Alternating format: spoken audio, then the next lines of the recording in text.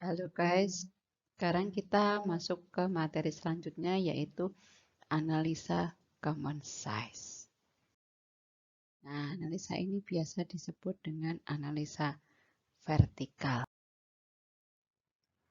Nah, analisa common size ini disusun dengan cara menghitung tiap rekening dalam laporan rugi laba dan neraca. Menjadikan proporsi dari total penjualan itu untuk laporan rugi laba dan dari total aktiva dan pasifanya untuk di neraca. Nah, caranya pada balance sheet kita mengekspresikan angka-angka di dalamnya sebagai persentase dari total aktiva dan total pasifa.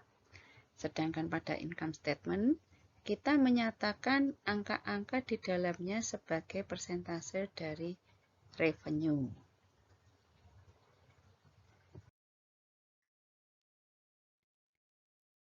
Caranya ini analisis vertikal yaitu membandingkan antar pos dalam satu periode akuntansi. Nih contohnya untuk neraca. Kita coba untuk tahun 2016 yaitu dengan membandingkan antar pos dalam satu periode. Jadi akunnya yang kita perbandingkan ya. Kita ambil contoh aset.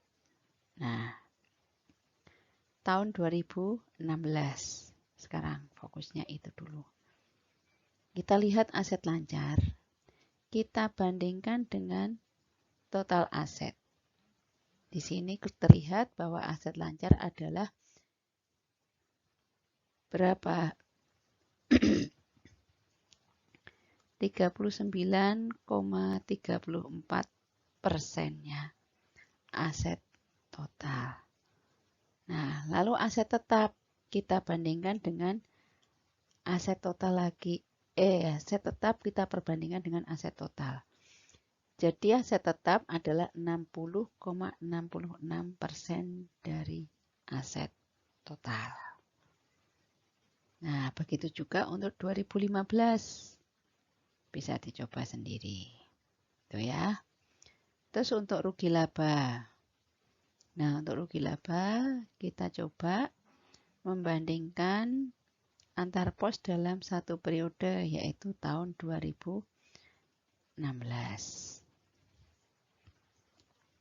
Di sini terlihat sebagai contoh adalah laba kotor. Laba kotor 51,08% dari penjualan bersih. Jadi kalau untuk rugi laba yang dipakai patokan adalah penjualan bersihnya, ya. Terus sebagai contoh lagi adalah laba bersih itu 15,96% dari penjualan bersih. Nah, itu seperti itu. Kemudian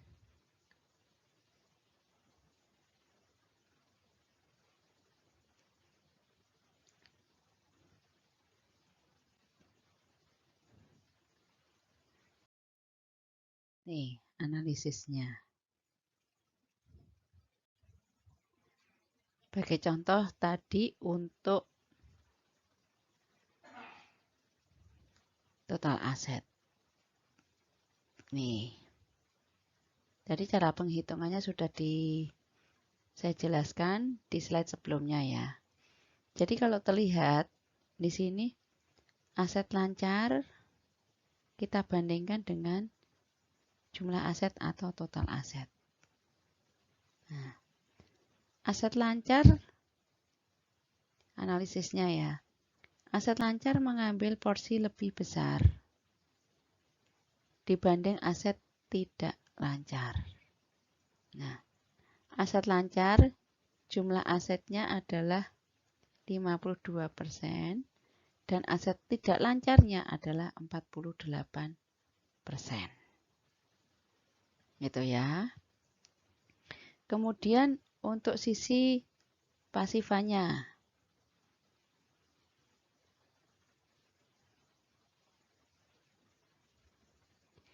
Sifat-sifatnya yang kita pakai buat patokan adalah apa?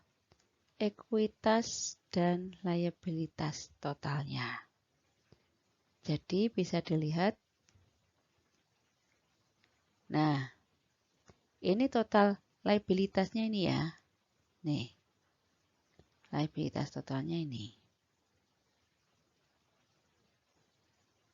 Nah, persentase hutang lebih besar bila dibandingkan dengan modal. Nah, terus utangnya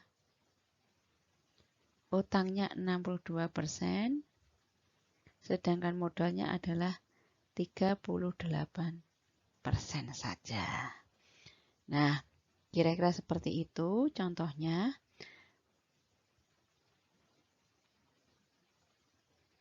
Untuk rugi laba tidak jauh berbeda dengan neraca, bisa Anda pelajari sendiri. Nah, sampai di situ penjelasan dari saya. Terima kasih.